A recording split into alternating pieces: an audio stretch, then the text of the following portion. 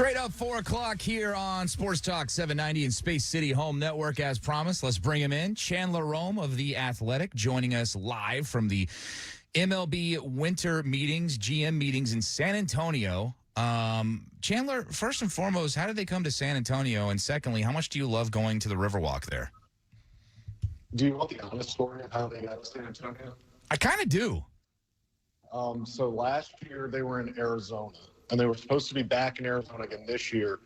But this story came out last year in the GM meetings. All of them got sick because of a foodborne illness. A lot of the attendees left early because they all got sick. And basically, we put 2 and 2 together, and the conjecture is basically they backed out of the contract because they didn't want to have everyone get sick again. And on short notice, we ended up in lovely San Antonio. I hadn't been here in like 10 or 15 years. I probably won't come back. This place,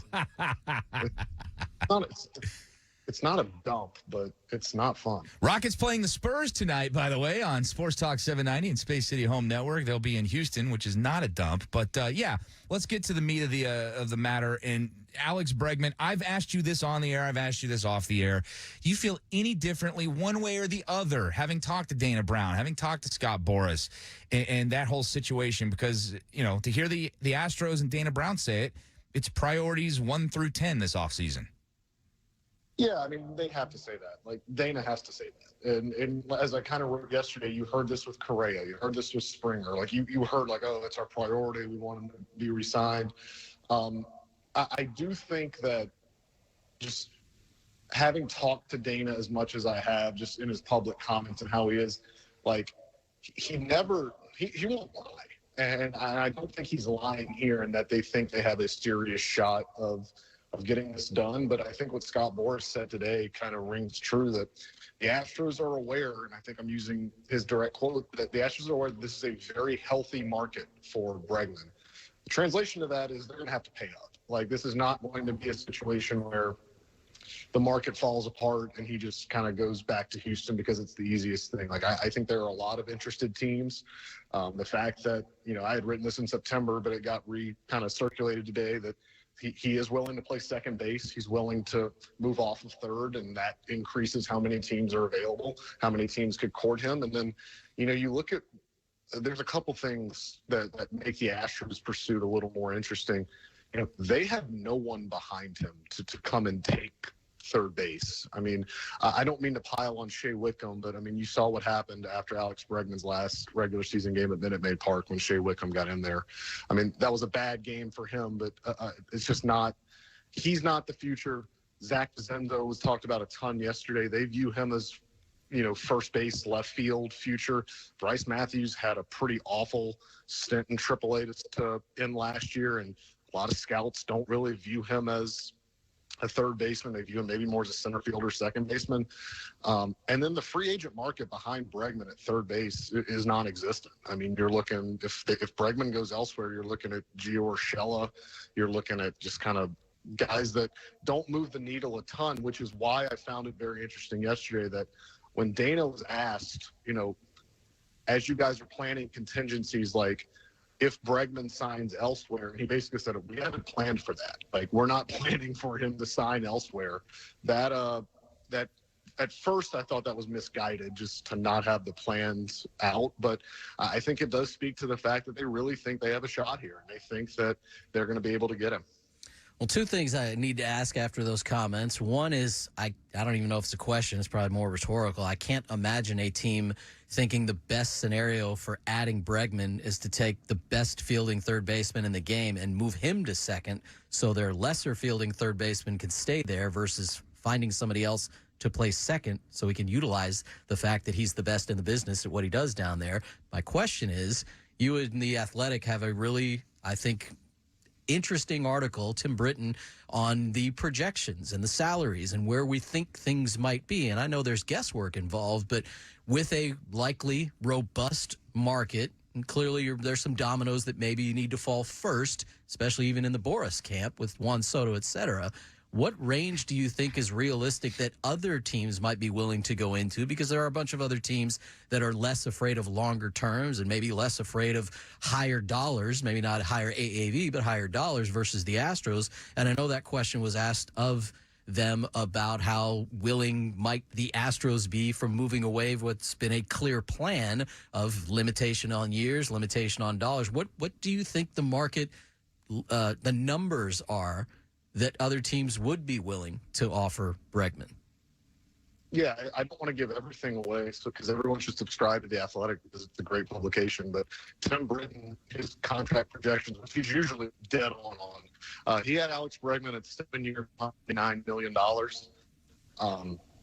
Scott Boras tends to go to the higher end. Like, I doubt that's going to be the starting point. I think that, maybe something that starts with a 2 in front of it is where they're going to start. And then who knows, negotiating and things like that.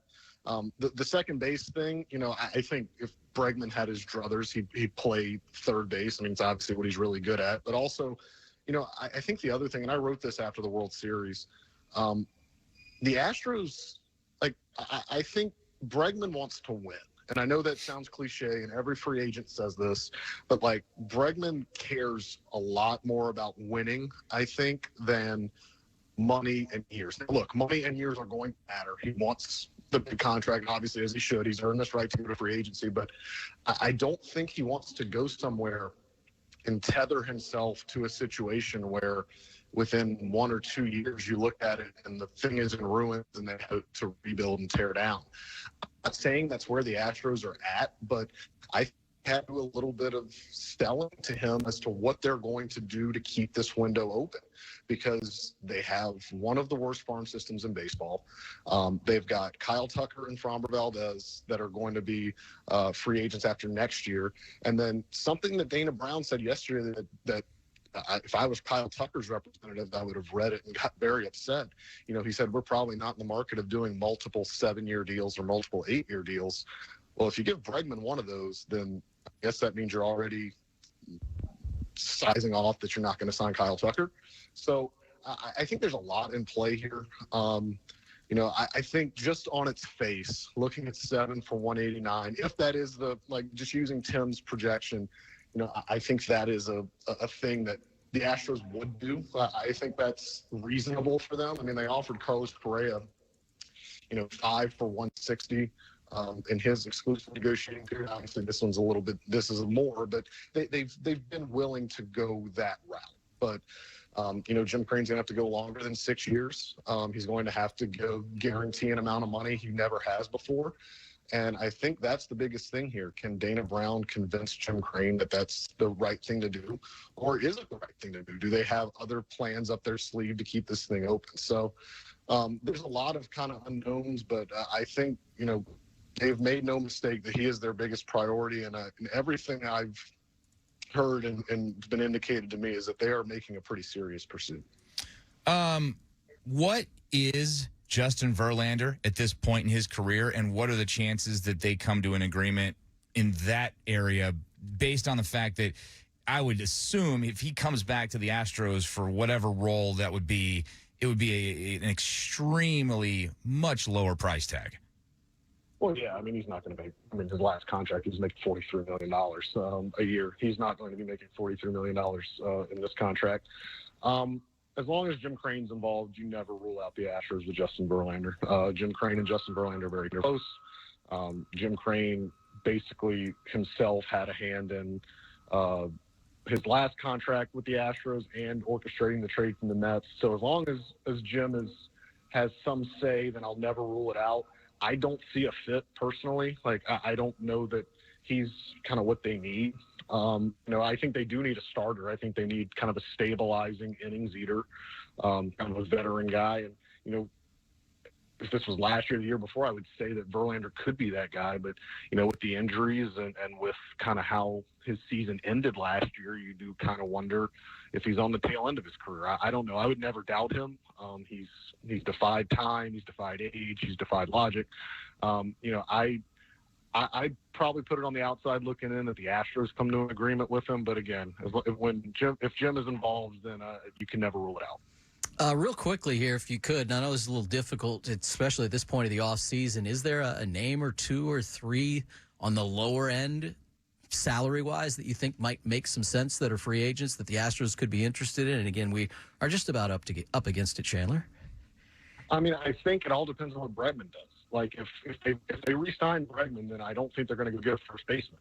But if they need a first baseman on the lower end, you look at Paul Goldschmidt. I mean, obviously Houston native. He's a guy that's been talked about a ton at these meetings, just from other agents and executives that say, "Oh, that's a perfect fit." The Houston native, grew up an Astros fan. I brought up Rizzo to you guys the last time I was in studio. I know Wex didn't like that a ton, but Rizzo, I mean, left-handed bat. And look, Dana Brown did say yesterday they're looking for another left-handed bat. Someone that's patient, someone that sees pitches, someone that is different than what they have on the roster now. Anthony Rizzo fits that all to a T. So those are just two names, but again, it really, a lot of it is going to depend on what Bregman does. I think that's going to alter the entire kind of direction of their offseason. Good stuff from Chandler Rome, live from San Antonio at the GM meetings. We appreciate it as always, Chandler. We'll talk to you again very soon, I'm sure. All right, thanks, guys. All right, we will discuss some of what he had to say and more when we come back here on a Wednesday edition of the program, Sports Talk 790, Space City Home Network. The A-Team on Sports Talk 790.